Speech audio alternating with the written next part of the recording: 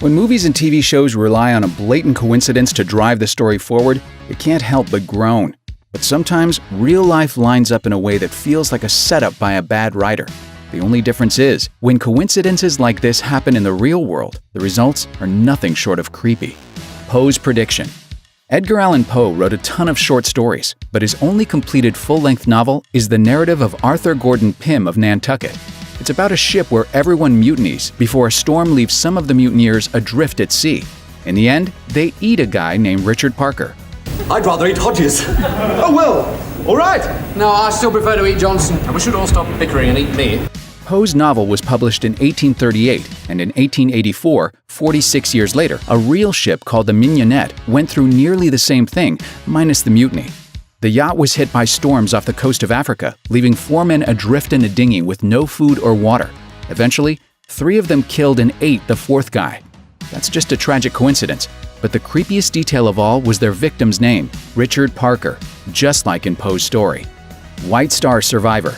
In the early 20th century, the White Star Line was one of the premier shipbuilders, and 3 of their biggest and best were the Olympic, Titanic, and Britannic, all of which met disaster. And one woman named Violet Jessop was on board all 3 of them. In 1911, Jessop was working as a nurse on the Olympic when it collided with the HMS Hawke. The Olympic didn't sink, so Jessop took a new job on the Titanic. And we all know how that turned out. I'm the king of the world!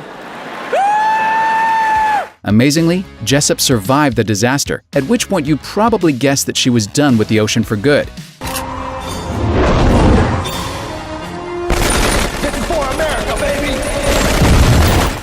But Jessop went right back to the sea on White Star's Britannic, which was drafted as a hospital ship during World War I. That ship hit a mine, and Jessop found her way into a lifeboat for the 3rd major ship disaster of her life. But Jessop wasn't the only weird story to come from the Titanic. Predicting the Titanic.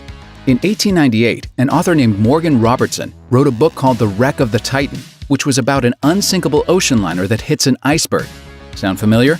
It gets better. Robertson's fictional ship was called the Titan. It was described almost exactly like the Titanic, and most of the people aboard died because there weren't enough lifeboats. And the strangest detail of all, the book was published 14 years before the Titanic's maiden voyage. Eerie. Twin accidents. In 2002, 2 70-year-old twin brothers died 2 hours apart. But that's not even the strange part. The first brother was riding his bike on a roadway north of Helsinki when he was hit by a truck and killed.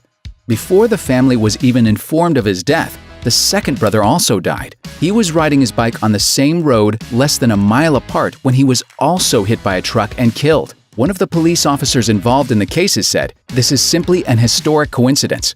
Although the road is a busy one, accidents don't occur every day." It made my hair stand on end when I heard the 2 were brothers, and identical twins at that. It came to mind that perhaps someone from upstairs had a say in this.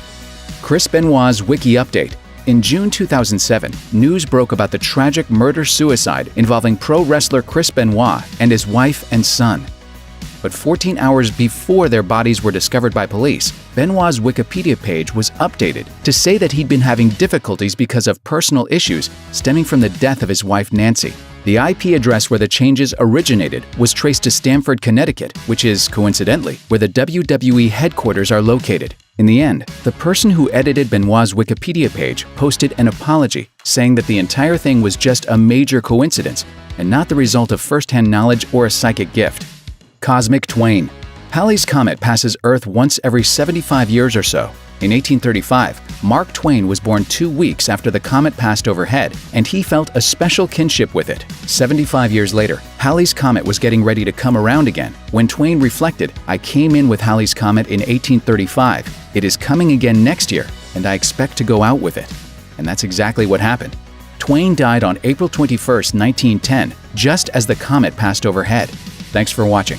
Click the grunge icon to subscribe to our YouTube channel. Plus, check out all this cool stuff we know you'll love too.